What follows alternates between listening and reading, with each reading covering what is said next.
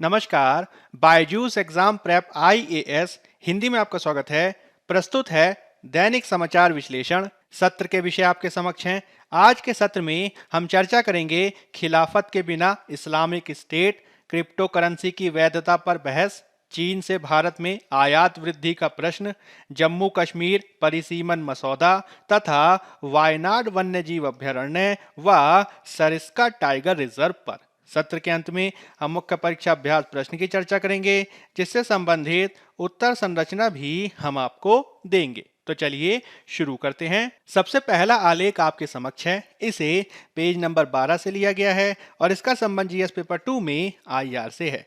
इसे आप GS paper 3 में आंतरिक सुरक्षा से भी जोड़कर देख सकते हैं। इसके तहत मुख्य रूप से हम चर्चा करने जा रहे हैं इस्लामिक स्टेट पर। इस्लामिक स्टेट के सरगना अबू इब्राहिम अल कुरैशी ने सीरिया में अमेरिकी सेना की छापेमारी के दौरान खुद को उड़ा लिया और अमेरिकी अधिकारियों के अनुसार वह अफ्रीका से अफगानिस्तान तक इस्लामिक स्टेट की शाखाओं के नेटवर्क के निरीक्षक के रूप में कार्य कर रहा था। इस पृष्ठभूमि में हम दो महत्वपूर्ण तथ्यों को जानने का प्रयास करेंगे, जिसके तहत हम इस्लामिक स्टेट और उसके उत्थान के बारे में जानने का प्रयास करेंगे और साथ ही साथ हम इस्लामिक स्टेट के उत्थान के संदर्भ में इसके कौन कौन से महत्वपूर्ण नेता किन किन परिस्थितियों में उपजे हैं उसको भी समझने का प्रयास करेंगे। सबसे पहले तो हमें ये समझने की आवश्यकता है कि इस्लामिक स्टेट के सरगना जिसकी वर्तमान में हम बात कर रहे हैं, यानी अबू इब्राहिम अल कुरैशी, उसके बारे में आपको थोड़ा सा पता होना चाहिए। मुख्य रूप से आपको ये जानना है कि अबू इब्राहिम अल कुरैशी एक धार्मिक विद्वान और इराकी नेता सद्दाम हुसैन की सेवा में पूर्व सैनिक था, जिसने उत्तरी सीरिया में एक घर पर अमेरिकी सेना के द्वारा छापामारी के दौरान खुद को उड़ा लेने से पहले 2 साल से अधिक समय तक इस्लामिक स्टेट का नेतृत्व किया था।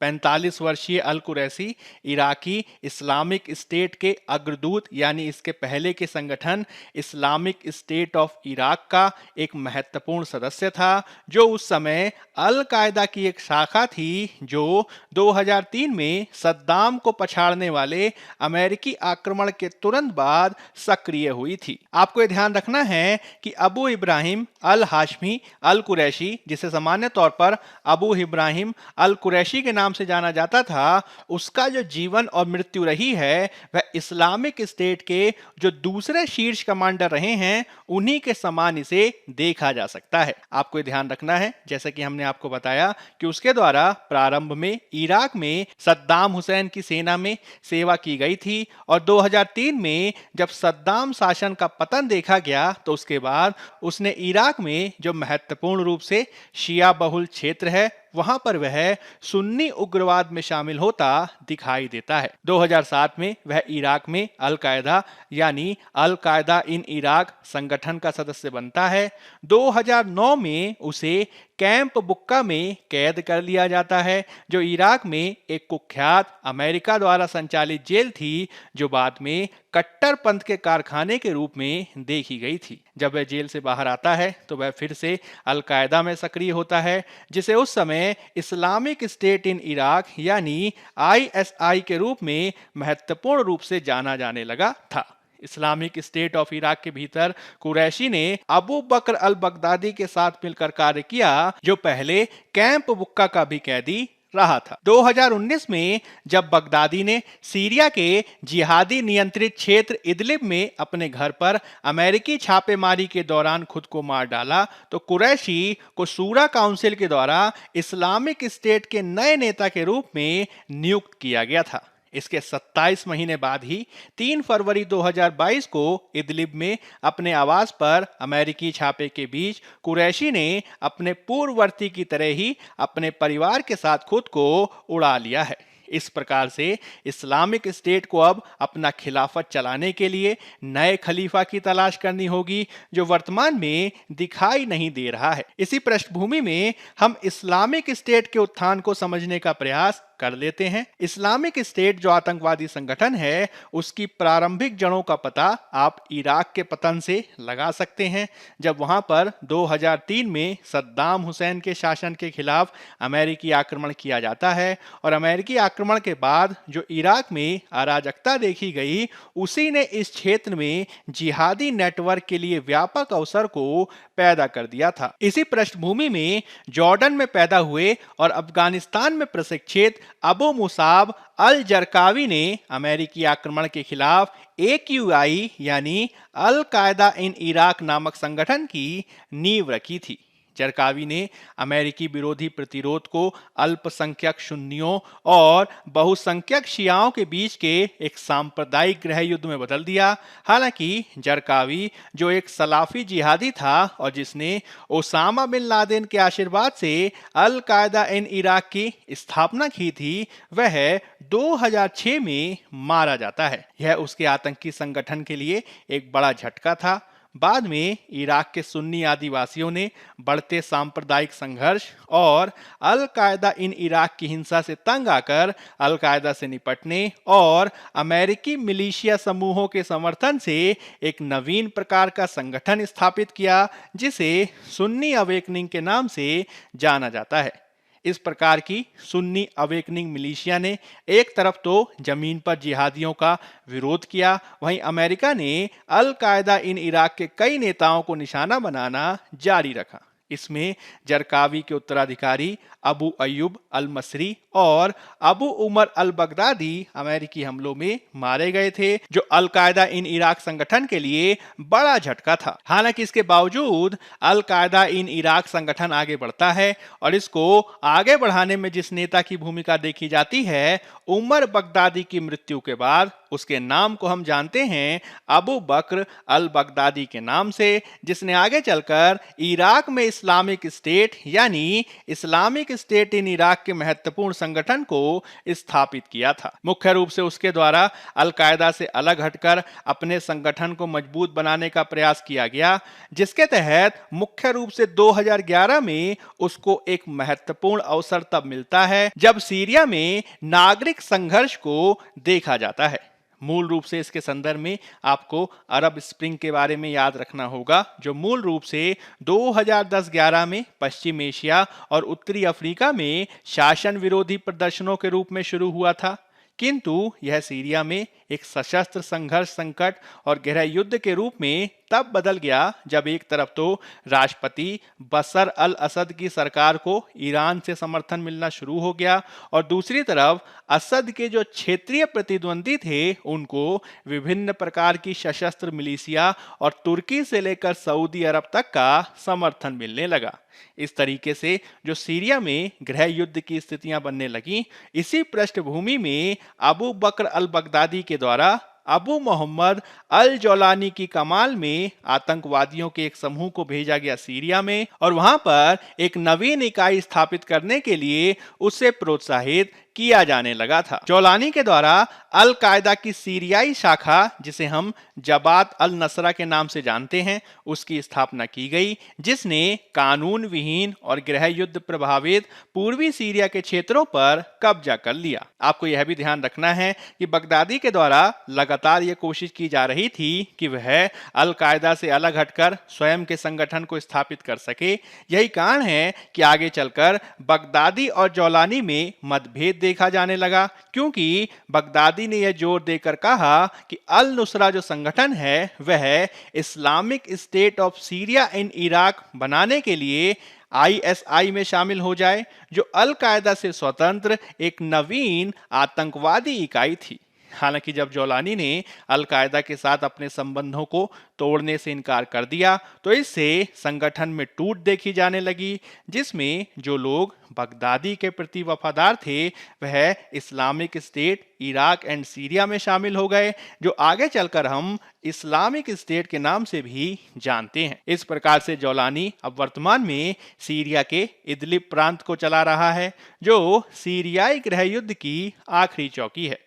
इस सीरिया में गृह युद्ध और इराक में प्रधानमंत्री नूरी अल मलिकी की सरकार की सांप्रदायिक नीतियों के खिलाफ जो सुन्नियों के बीच नाराजगी बढ़ती देखी जा रही थी, उसने आगे चलकर इस्लामिक स्टेट को तेजी से बढ़ाया और वह 2011 और उसके बाद के वर्षों में काफी तेजी से प्रगति करता दिखाई देता है। धीरे धीरे 2014 तक आते आते उसने पूर्वी सीरिया में रक्का से लेकर इराक के दूसरे सबसे बड़े शहर मोसुल तक अपने क्षेत्रों पर कब्जा कर लिया और 4 जुलाई 2014 को बगदादी के द्वारा मुख्य रूप से मोसुल की मस्जिद से नए खिलाफत की घोषणा की गई, जिसके तहत उसने एक नवीन मुस्लिम साम्राज्य की घोषणा की, जिसके तहत उसने दुनिया के मुसलमानों से आज्ञाकारिता की बात भी कही, क्योंकि उसका यह दावा था कि उसे वली यानी संरक्षक के रूप में निर्वाचित किया गया है। अल बगदादी के इन्हीं कारनामों के चलते उस पर $10 मिलियन का इनाम भी घोषित किया गया था। हालांकि अपने चरम के रूप में उसने 2014 और उसके बाद के कालों में एक बड़े राज्य पर राज करने का दावा किया, जो पूर्वी सीरिया से लेकर बगदाद के बाहरी इलाकों तक फैला हुआ था और इसमें ग्रेट ब्रिटेन जितने क्षेत्र को शामिल किया गया था। 2014 और 2015 आदि के कालों में उसके द्वारा लगातार ये कोशिश की गई कि वह इराक और सीरिया के व्यापक क्षेत्रों पे अपने नियंत्रण को बनाकर रख सके, लेकिन धीरे धीरे इस्लामिक स्टेट के खिलाफ अंतर्राष्ट्रीय प्रतिक्रिया देखी जाने लगी और इराक और सीरिया में इस्लामिक स्टेट को हराने के लिए अलग अलग गठबंधों को बनाया जाने लगा। इसमें इस्लामिक स्टेट को पहला झटका सीरियाई तुर्की सीमा पर कुर्द शहर कोबाने में आया, जहां अमेरिका द्वारा समर्थित कुर्द मिलिशिया ने इस्लामिक स्टेट को हरा दिया।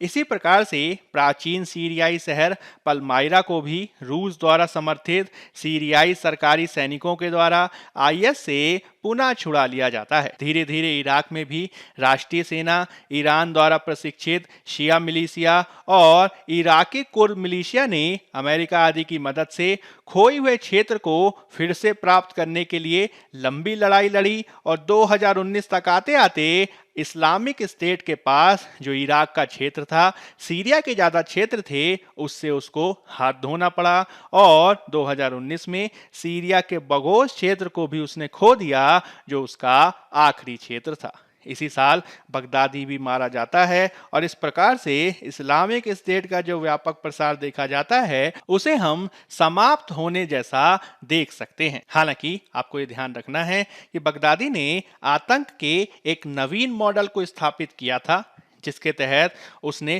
पूर्ववर्ती संगठन अल कायदा, जो बड़े पैमाने पर हिट एंड रन संगठन के रूप में कार्य करता था, इसके विपरीत उसने वैश्विक जिहादी परिदृश्य में एक नवीन मॉडल ही स्थापित किया था। इसके तहत इस्लामिक स्टेट ने खिलाफत के नाम पर एक प्रोटो स्टेट यानी आद्य राज्य का निर्माण किया और वर्षों तक उस क्षेत्र पर अपने कब्जा रखने को भी प्रयास किया था। रणनीति के तहत बगदादी के द्वारा इराक और सीरिया में इस प्रोटो स्टेट के महत्वपूर्ण केंद्र को बनाया गया, जबकि बाकी दुनिया को इसकी परिधि बनाया गया था। इस कोर क्षेत्र से दुनिया भर से रंगरूटों का आयात किया गया, मुस्लिम युवाओं को कट्टरपंथी बनाया गया और आतंक को दुनिया के अलग अलग क्षेत्रों में निर्यात करने का भी कार्य किया गया था। लेकिन जब यह मॉडल प्रोटो स्टेट के पतन के बाद दबाव में आया, तो वर्तमान में इस्लामिक स्टेट एक भूमिगत विद्रोह के रूप में कार्य कर रहा है और कुरैशी आदि के काल में यह लगातार विस्तार ले रहा था। वर्तमान में इस्लामिक स्टेट कई प्रांतों के एक ढीले ढाले संघ के रूप में नजर आता है। इसके तहत अनेक इसकी शाखाओं के उदाहरण दिए जाते रहे हैं, जैसे कि अफ्रीका के अशांत साहिल क्षेत्र में इस्लामिक स्टेट, वेस्ट अफ्रीका प्रांत में इसके संचालन को मजबूत किया गया है। इसी प्रकार से अफगानिस्तान में इस्लामिक स्टेट खुरासान प्रांत के द्वारा भी तालिबान के सत्ता में लौटने के बाद हमलों को तेज किया गया है। इसी प्रकार से लगातार इस्लामिक स्टेट इराक और सीरिया के क्षेत्रों में भी अपने क्षेत्रों को वापस लेने के लिए प्रयास कर रहा है। इसका उदाहरण कुछ हफ्ते पहले भी देखा गया था, जब इस्लामिक स्टेट के द्वारा सीरिया के अल हस्कहा क्षेत्र में मुख्य रूप से बगदादी के मारे जाने के बाद अपने सबसे बड़े ऑपरेशन को अंजाम देने की कोशिश की गई, जिसके तहत समन्वित हमले के तहत आत्मघाती हमलावरों ने इस क्षेत्र में जेल में बंद हजारों इस्लामिक स्टेट के आतंकवादियों को छुड़ाने के लिए एक ट्रक बम और बंदूक की लड़ाई के साथ जेल पर हमला किया और जेल के भीतर इस्लामिक स्टेट के कैदियों ने गार्ड के खिलाफ विद्रोह कर दिया था। कुछ रिपोर्टों के अनुसार यह कुरैशी के द्वारा आयोजित सबसे महत्वाकांक्षी हमला था, जिसमें वह व्यक्तिगत रूप से भी शामिल था। हालांकि छापेमारी विफल रही, क्योंकि इस्लामिक स्टेट को पीछे धकेलने के लिए सैकड़ों अमेरिकी सैनिक भी इसमें शामिल हो गए और इसके 2 हफ्ते के बाद ही कुरैशी की मृत्यु को हम देखते हैं। इस प्रकार से हम कह सकते हैं कि वर्तमान में खिलाफत नष्ट हो गया है, खलीफा मारा गया है और सैनिक तितर बितर हो गए हैं, जिसके तहत वर्तमान में इस्लामिक स्टेट का जो भविष्य है वह असफलता और पीछे हटने की अवधि के रूप में दिखाई दे रहा है। लेकिन जिस प्रकार से वह लगातार ऊपर उठ के आता रहा है, उसके चलते उसकी आतंकवादी क्षमताएं अभी भी अटूट सी दिखाई दे रही हैं। हमें यह भी ध्यान रखना होगा कि वर्तमान में जिस प्रकार की भू राजनीतिक परिस्थितियां बनी हुई हैं, वह आगे चलकर इस्लामिक स्टेट को पुनः उत्थान प्रदान कर सकती हैं। वर्तमान में भी हम इराक, सीरिया, अफगानिस्तान, पश्चिम एशिया में निरंतर संघर्ष को जारी होता देख सकते हैं। इसलिए आगे चलकर इस्लामिक स्टेट या अल-कायदा बहुत हद तक अपने को फिर से उत्थान करने का एक मार्ग देख सकते हैं। यही कारण है कि हमें इससे बचने का प्रयास करने की आवश्यकता है, जिसके तहत सैन्य संघर्षों के शांतिपूर्ण समाधान के माध्यम से ही इस प्रकार के आतंकवादी संगठन को फिर से उभरने से रोका जा सकता है। अब हम बात कर लेते हैं पेज नंबर 11 में दिए गए एक अन्य आलेख की, जिसका संबंध जीएस पेपर 3 में अर्थव्यवस्था से है। इसमें हम बात करने जा रहे हैं मुख्य रूप से क्रिप्टो करेंसी की वैधता पर बहस पर। हाल ही में अपने बजट भाषण में वित्त मंत्री निर्मला सीतारमण ने आभासी डिजिटल संपत्ति के हस्तांतरण से अर्जित आय पर 30% कर की शुरुआत की है। सरकार ने हालांकि अभी तक बिटकॉइन जैसी क्रिप्टो करेंसी को मान्यता नहीं दी है, लेकिन इस अस्पष्टता ने भी लोगों को बड़ी संख्या में डिजिटल संपत्ति में व्यापार करने से नहीं रोका है, जिसने स्पष्ट रूप से इस तरीके की लेनदेन पर कर की घोषणा करने के लिए सरकार के हाथ को मजबूत किया है। बजट पेश करने के बाद एक संवाददाता सम्मेलन में वित्त मंत्री के द्वारा कहा भी गया कि किस तरीके से डिजिटल परिसंपत्तियों पर हितधारकों के साथ परामर्श चल रहा है। हालांकि भारत सरकार क्रिप्टो करेंसी को कैसे विनियमित करने जा रही है, इस पर अभी भी कोई स्पष्टता देखी नहीं गई है। सबसे पहले तो इसके संदर्भ में आपको पता होना चाहिए कि जिस तरीके की आभासी डिजिटल संपत्ति के हस्तांतरण पर जो 30% का कर लगाया गया है, उसमें आभासी डिजिटल संपत्ति क्या है और ये डिजिटल मुद्रा से कैसे भिन्न है। सरल अर्थों में कहें तो मूल रूप से आभासी डिजिटल संपत्ति में क्रिप्टो करेंसी के साथ ही विकेंद्रीकृत वित्त और अपूर्णीय टोकन यानी नॉन फंजिबल टोकन को शामिल किया जाता है। सामान्य तौर पर इसमें डिजिटल सोना, केंद्रीय बैंक की डिजिटल मुद्रा या इसी प्रकार की अन्य पारंपरिक डिजिटल संपत्ति को शामिल नहीं किया जाता है और मुख्य रूप से इस पर जो कर लगाया गया है वह विशेष रूप से क्रिप्टो करेंसी पर कर लगाने के लिए किया गया है। आपको ये ध्यान रखना है कि जब हम बात करते हैं क्रिप्टो करेंसी की, तो यह कंप्यूटरीकृत डेटाबेस पर संग्रहित एक डिजिटल संपत्ति है। इन डिजिटल सिक्कों को सुरक्षित रखने के लिए मजबूत क्रिप्टोग्राफी का उपयोग करके डिजिटल लेजर यानी रजिस्टर में दर्ज किया जाता है और इन रजिस्टरों यानी लेजरों को विश्व स्तर पर वितरित किया जाता है और क्रिप्टो करेंसी का प्रयोग करके उपयोग किए गए प्रत्येक लेन देन को ब्लॉक के रूप में संहिताबद्ध किया जाता है। इस प्रकार से एक दूसरे को जोड़ने वाले कई ब्लॉक वितरित लेजर पर एक ब्लॉकचेन बनाते हैं। दुनिया भर में 47 मिलियन से अधिक क्रिप्टो करेंसी उपयोगकर्ता होने का अनुमान लगाया गया है, जिसके तहत इन क्रिप्टो करेंसी को माइनिंग नामक की प्रक्रिया से बनाया जाता है। हालांकि इस बजट में आभासी डिजिटल संपत्ति से आय के संदर्भ में कर के घटक को शामिल किया गया है, जिसके तहत बजट में किसी भी आभासी डिजिटल संपत्ति के हस्तांतरण से होने वाली आय पर 30% कर को प्रस्तावित किया गया है। इसके तहत अधिग्रहण की लागत को छोड़कर किसी भी कटौती की अनुमति नहीं दी जाएगी। साथ ही साथ इस तरीके के हस्तांतरण से होने वाले नुकसान को किसी भी आय के विरुद्ध सेट ऑफ नहीं किया जा सकता है। इसके अलावा इस पर स्रोत पर कर की कटौती भी 1% निर्धारित की गई है ताकि लेन देन के विवरण को प्राप्त किया जा सके। इस प्रकार से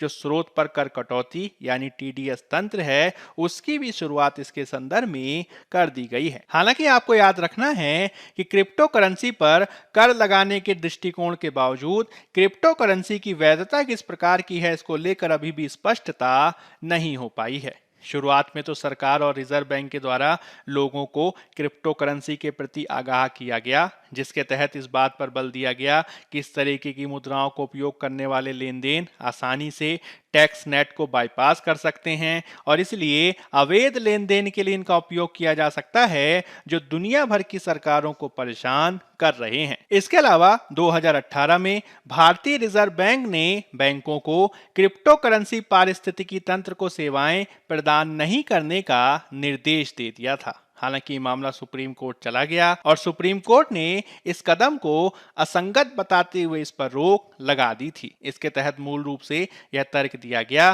कि चूंकि देश में ऐसी मुद्राओं पर सीधा सीधा प्रतिबंध नहीं लगाया गया है, अतः यह कदम असमानुपातिक है और इसी आधार पर इस आदेश को वापस लेने पर मजबूर कर दिया गया था। इसके अलावा आपको यह भी ध्यान रखना है कि क्रिप्टो करेंसी पर पिछले साल एक कानून भी लाया जाना प्रस्तावित था, जो अभी तक प्रकाश में नहीं आ सका है। हालांकि इस मुद्दे पर सरकार का जो दृष्टिकोण है वह है 2019 की एक अंतर मंत्रालयी समिति की रिपोर्ट से देखा जा सकता है, जिसने सभी क्रिप्टो करेंसी पर प्रतिबंध लगाने की सिफारिश की थी। हालांकि इस अस्पष्टता के बावजूद भारत में क्रिप्टो करेंसी की ट्रेडिंग को काफी बढ़ते हुए देखा जा सकता है। इसकी पुष्टि वित्त मंत्री के भाषण से भी होती है, जिन्होंने वर्चुअल डिजिटल परिसंपत्तियों में लेन देन में हुई अभूतपूर्व वृद्धि को बताया और साथ ही साथ बताया कि इस तरीके की वृद्धि के परिणाम स्वरूप ही इसे एक विशिष्ट कर व्यवस्था में लाया जाना अनिवार्य हो जाता है। आपको यह भी ध्यान रखना है कि क्रिप्टो करेंसी से संबंधित जितनी भी कंपनियां हैं, उन्होंने इस कदम को एक स्वागत योग्य कदम के रूप में देखा है और वे भविष्य में उसे एक ऐसे कदम के रूप में देख रही हैं जो उनसे संबंधित उद्योग को मुख्य धारा प्रदान कर सकता है और आगे चलकर इसको कानूनी मान्यता भी प्रदान कर सकता है। हालांकि इसका मतलब ये नहीं माना जाना चाहिए कि क्रिप्टो करेंसी को कानूनी वैधता प्रदान की गई है, क्योंकि यह अभी भी एक ऐसा क्षेत्र बना हुआ है जिसको लेकर पूर्ण स्पष्ट रूप से आप नहीं कह सकते हैं, क्योंकि वित्त मंत्री के अनुसार क्रिप्टो करेंसी पर प्रतिबंध का सवाल अभी तय नहीं किया गया है। वित्त मंत्री के अनुसार क्रिप्टो करेंसी की वैधता का मुद्दा और इस पर कर लगाने के मुद्दे को अलग अलग रूपों में देखे जाने की आवश्यकता है, क्योंकि वित्त मंत्री के अनुसार ऐसा कोई तरीका नहीं है जिससे किसी संप्रभु सरकार को किसी गतिविधि पर कर लगाने से रोका जा सके और इस पर प्रतिबंध लगाना है अथवा नहीं लगाना है, यह बाद में भी स्थापित किया जा सकता है। इस प्रकार से सरकार इस संदर्भ में आप इस तरीके से इसे समझ सकते हैं कि वर्तमान में सरकार क्रिप्टो करेंसी लेन देन पर किए जा रहे भारी मुनाफे पर टैक्स लगाकर एक प्रकार से लाभ कमाना चाहती है, क्योंकि कर लगाना पूरी तरीके से सरकार का विशेषाधिकार है। विशेषज्ञों के अनुसार कानूनी स्थिति भी इसी विचार प्रक्रिया के अनुसार है। उदाहरण के लिए 1980 में आयकर आयुक्त बनाम पियारा सिंह मामले में इससे पहले के एक फैसले आयकर आयुक्त गुजरात बनाम एससी कोठारी के फैसले को उद्धृत किया गया था, जिसमें अदालत ने कहा था कि यदि व्यवसाय अवैध है तो ना तो अर्जित लाभ और ना ही किए गए नुकसान कानून में लागू करने योग्य होंगे, लेकिन यह लाभ को कर कानून से बाहर नहीं निकालता है, यानी सरकार वैधता या अवैधता का निर्धारण किए बिना उस पर कर लगा सकती है। इसका मतलब ये हुआ कि भविष्य में देखने वाली बात होगी कि सरकार क्रिप्टो करेंसी को लेकर, इसकी वैधता को लेकर किस प्रकार का रुख अपनाती है। फिलहाल तो कोशिश ये की जानी चाहिए कि क्रिप्टो करेंसी का उपयोग जो गैर कानूनी गतिविधियों में होता है उसको कम किए जाने के लिए प्रयास किया जाए। अब हम बात कर लेते हैं पेज नंबर 11 में दिए गए एक अन्य आलेख की, जिसका संबंध जीएस पेपर 2 में आईआर और जीएस पेपर 3 में अर्थव्यवस्था से है। और इसमें हम मुख्य रूप से बात करने जा रहे हैं चीन से भारत में आयात वृद्धि के प्रश्न पर। हालांकि भारत सहित कई देशों ने विशेष रूप से कोविड-19 और आपूर्ति श्रृंखलाओं में व्यवधान के मद्देनजर चीन पर अपनी निर्भरता कम करने की आवश्यकता पर बल दिया है। लेकिन इसके बावजूद जो पिछले महीने जारी किए गए व्यापार के आंकड़े हैं वो ये बताता है कि किस प्रकार से आयात भारत के संदर्भ में 2021 में केवल बढ़ते हुए ही दिखाई दे रहे हैं। चीन के साथ हमारे आयात में जो वृद्धि हुई है वह इस तथ्य के बावजूद है कि वास्तविक नियंत्रण रेखा पर चीन के साथ हमारा तनाव वर्तमान में जारी है और इस पे जो वार्ता चल रही है वह भी काफी धीमी गति से चल रही है। हालांकि आपको यह भी समझना होगा कि ये जो बढ़ते व्यापार संबंध हैं इसमें अभी भी सामान्य स्थिति नहीं आ पाई है, क्योंकि आयात निर्यात को छोड़कर जो अन्य क्षेत्र हैं जैसे कि निवेश आदि का क्षेत्र, वहां पर अभी भी कटुता देखी जा सकती है। हालांकि इन सब के बावजूद यदि हम 2021 के कुछ आंकड़ों की बात करें तो चीन के द्वारा हाल ही में सामान्य प्रशासन सीमा शुल्क के द्वारा जनवरी में इससे संबंधित आंकड़े जारी किए गए, जिसके अनुसार 2021 में चीन के साथ भारत का जो व्यापार था वो लगभग 125.6 अरब डॉलर तक पहुंच गया है। यह पहली बार है जब व्यापार 100 अरब डॉलर के आंकड़े को पार कर गया है। हालांकि आपको यह भी ध्यान रखना है कि 2019 की तुलना में जो आयात हैं वो 30% बढ़े हैं और चीन को निर्यात भी 56% तक बढ़ते देखे गए हैं।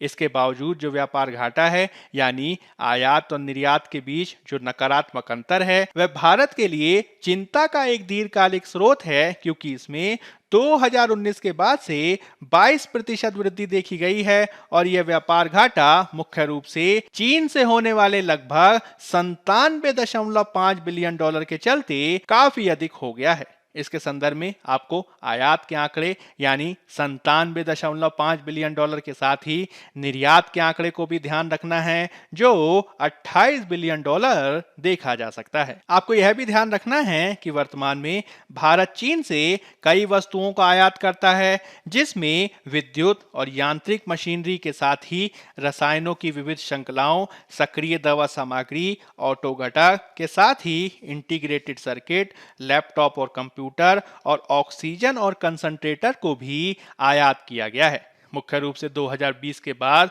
बड़ी मात्रा में चिकित्सा आपूर्ति भी आयात का भाग रही है। विशेषज्ञों का इन व्यापार के आंकड़ों के संदर्भ में कहना है कि भारत के लिए चिंता का विषय इसलिए है क्योंकि भारत बड़ी मात्रा में जो तैयार माल है उसके लिए चीन पर निर्भर है और इसके संदर्भ में निर्भरता कम होने का कोई संकेत दिखाई नहीं दे रहा है। हालांकि जो मध्यवर्ती आयातों में वृद्धि है वह चिंता का विषय नहीं है, क्योंकि कई बार जो सक्रिय दवा सामग्री या रसायन आदि मंगाए जाते हैं वह भारत में औद्योगिक सुधार और कच्चे माल की अधिक मांग का भी संकेत हो सकते हैं। हमें यह भी ध्यान रखना होगा कि भारत बड़ी मात्रा में विनिर्मित यानी तैयार उत्पादों को चीन से मंगा रहा है। इसके विपरीत भारत चीन को जो निर्यात करता है उसमें ज्यादातर कच्चा माल ही निर्यात करता है, जिसमें विविध प्रकार के अयस्क, कपास और समुद्री भोजन आदि को शामिल किया जाता है। इस प्रकार से जो आयात और निर्यात का संतुलन है वह लगातार व्यापार घाटे को बढ़ा रहा है और ये घाटा 2017 में लगभग 52 अरब डॉलर था और वर्तमान में यह 70 अरब डॉलर तक पहुंच गया है। यदि हम इस व्यापार को भारत चीन संबंधों के संदर्भ में देखें तो आपको ये ध्यान रखना होगा कि यद्यपि व्यापार में तेजी जारी है, लेकिन पिछले 2 वर्षों में आर्थिक संबंधों के अन्य पहलुओं में नाटकीय रूप से बदलाव देखे गए हैं। मुख्य रूप से भारत और चीन के मध्य जो अप्रैल 2020 के बाद से जो सीमा संकट देखा जा रहा है वह दोनों के मध्य संबंध को सामान्य नहीं बना पाया है। इसके चलते कड़े प्रतिबंधों का सामना करना पड़ रहा है चीन से आने वाले निवेश को, जिसका उदाहरण हम देख सकते हैं टेलीकॉम आदि क्षेत्र में, जहां पर अलीबाबा, टेंसेंट आदि कंपनियों के द्वारा बहुत सारी टेक्नोलॉजी कंपनियों, स्टार्टअप्स आदि में निवेश किया गया था। अब वह चीनी निवेश रुक गया है। इसके अलावा भारत के द्वारा चीन के 200 से अधिक ऐप्स पर प्रतिबंध लगाया गया है और चीनी कंपनियों को 5G के ट्रायल से भी बाहर रखा गया है। इसके अलावा हाल में ही स्मार्टफोन बनाने वाली कंपनी शियोमी सहित कई सारी चीनी कंपनियों पर जांच को भी आगे बढ़ाया गया है, जिसके चलते चीन के वाणिज्य मंत्रालय को भी यह बयान जारी करना पड़ा, जिसमें भारत को चीनी व्यवसायों के लिए एक निष्पक्ष, पारदर्शी और गैर भेदभावपूर्ण वातावरण प्रदान करने का आह्वान किया गया था। इसके संदर्भ में हमें यह भी ध्यान रखना होगा कि निकट भविष्य में भी इसी प्रकार का व्यापार पैटर्न देखा जा सकता है, क्योंकि सीमा पर तनाव की स्थिति अभी भी बनी हुई है और जब तक इसमें पूर्ण रूप से डिसएंगेजमेंट की प्रोसेस पूरी नहीं होती है, तब तक हम इसी प्रकार की स्थिति को निकट भविष्य में देख सकते हैं। अब हम बात कर लेते हैं पेज नंबर 1 में दिए गए एक अन्य आलेख की, जिसका संबंध जीएस पेपर 2 में पॉलिटी से है। इसमें हम बात करने जा रहे हैं मुख्य रूप से जम्मू कश्मीर परिसीमन मसौदे की। हाल ही में जम्मू कश्मीर परिसीमन आयोग ने अपने सहयोगी सदस्यों के साथ एक ताजा अंतरिम रिपोर्ट साझा की है, जिसमें नेशनल कॉन्फ्रेंस के 3 सांसद और 2 भाजपा सांसद शामिल हैं। इसमें कश्मीर में कई विधानसभा क्षेत्रों और एक लोकसभा क्षेत्र के पुनर्निर्धारण का प्रस्ताव किया गया है। इसके अलावा जम्मू संभाग को 6 और कश्मीर संभाग को 1 सीट आवंटित की गई है। हालांकि नेशनल कॉन्फ्रेंस के सांसदों के अनुसार पिछले साल दिसंबर में सहयोगी सदस्यों के साथ साझा किए गए पुराने मसौदा प्रस्ताव के जवाब में दिए गए सुझावों में से कोई भी नए अंतरिम प्रस्ताव में शामिल नहीं किए गए हैं। इसी के चलते उन्होंने अंतरिम रिपोर्ट को यह कहते हुए खारिज कर दिया है कि ये सिफारिशें असंवैधानिक हैं। इसके अतिरिक्त आपको ये ध्यान रखना है कि अधिकारियों के अनुसार सहयोगी सदस्यों को 14 फरवरी 2022 तक अपनी आपत्तियां जमा करने के लिए कहा गया है। उल्लेखनीय है कि सुप्रीम कोर्ट की सेवानिवृत्त न्यायाधीश रंजना देसाई की अध्यक्षता में इस आयोग का गठन जम्मू कश्मीर पुनर्गठन अधिनियम के तहत किया गया था और इसका दूसरा कार्यकाल 6 मार्च 2022 को समाप्त हो रहा है। आयोग के द्वारा इस मसौदे को सार्वजनिक करने की भी संभावना है और इसे जम्मू कश्मीर के नागरिकों से प्रतिक्रिया और सुझाव के लिए भी सार्वजनिक किया जाना संभावित है। मूल रूप से यह मसौदा जम्मू संभाग में 6 विधानसभा क्षेत्रों और 1 कश्मीर संभाग में जोड़ता है। साथ ही साथ इसने अनुसूचित जनजाति के लिए 9 सीटें और अनुसूचित जाति के लिए 7 सीटें भी निर्धारित की हैं। परिसीमन के बाद जम्मू कश्मीर विधानसभा सीट की संख्या 83 से 90 होने की संभावना है। साथ ही जम्मू कश्मीर में चुनाव कराने की घोषणा भी परिसीमन आयोग की कवायद को अंतिम रूप दिए जाने के बाद देखी जा सकती है। अब हम बात कर लेते हैं पेज नंबर 1 और पेज नंबर 5 में दिए गए कुछ अन्य आलेखों की, जिसका संबंध जीएस पेपर 3 में पर्यावरण और पारिस्थितिकी से है। इसमें हम मुख्य रूप से बात करने जा रहे हैं वायनाड वन्यजीव अभयारण्य और सरिस्का टाइगर रिजर्व पर। गर्मियों की शुरुआत के साथ ही जंगली जानवरों का मौसमी प्रवास कर्नाटक और तमिलनाडु के निकटवर्ती वन्यजीव अभयारण्यों से वायनाड वन्यजीव अभयारण्य की ओर शुरू हो गया है। साल भर चारे और पानी की आसान उपलब्धता के चलते गर्मियों के दौरान अभयारण्य जंगली जानवरों के लिए एक महत्वपूर्ण आश्रय स्थल के रूप में देखा जाता है। अधिकारियों के द्वारा भी चारे और पानी की उपलब्धता को सुनिश्चित करने के लिए प्रयासों को किया गया है। जब हम बात करते हैं वायनाड वन्यजीव अभयारण्य की, तो इसके संदर्भ में आपको ध्यान रखना है कि यह केरल में स्थित है। इसकी स्थापना 1973 में की गई थी और लगभग 344 वर्ग किलोमीटर में फैला यह अभयारण्य कर्नाटक के नागरहोल और बांदीपुर और तमिलनाडु के मुडुमलाई बाघ अभयारण्य से सटा हुआ है। इसके अलावा आपको यह भी ध्यान रखना है कि कावेरी नदी की जो सहायक नदी काबिनी नदी है, वह इस अभयारण्य से होकर बहती है। यदि हम इसके वन प्रकारों की बात करें तो यहाँ मुख्य रूप से दक्षिण भारतीय नम पर्णपाती वन, अर्ध सदाबहार वन और सागौन आदि के वृक्षों को देखा जा सकता है। इसके अलावा यहाँ पर हाथी, गौर, बाघ, पैंथर आदि प्रमुख स्तनधारी जीव भी देखे जा सकते हैं। यदि हम दूसरे टाइगर रिजर्व की बात करें तो राजस्थान के अलवर जिले के प्रसिद्ध सरिस्का टाइगर रिजर्व में लगभग 6 महीने पहले शुरू किए गए बाघों के आवास प्रबंधन के उपायों ने अब फल देना शुरू कर दिया है। बाघों की आबादी यहाँ पर 25 हो गई है, जिससे सरिस्का टाइगर रिजर्व बड़े टूरिस्ट स्पॉट के रूप में उभर रहा है। इसके अलावा आपको ये ध्यान रखना है कि यह टाइगर रिजर्व अरावली पहाड़ियों में स्थित है और रॉयल बंगाल टाइगर के लिए प्रसिद्ध है। इस पार्क में तेंदुए, नीलगाय, सांभर चीतल आदि को भी देखा जा सकता है। अब हम बात कर लेते हैं मुख्य परीक्षा अभ्यास प्रश्न की। पहला प्रश्न है, एक खिलाफत के रूप में इस्लामिक स्टेट के उत्थान और पतन का परीक्षण कीजिए। 250 शब्द 15 अंक।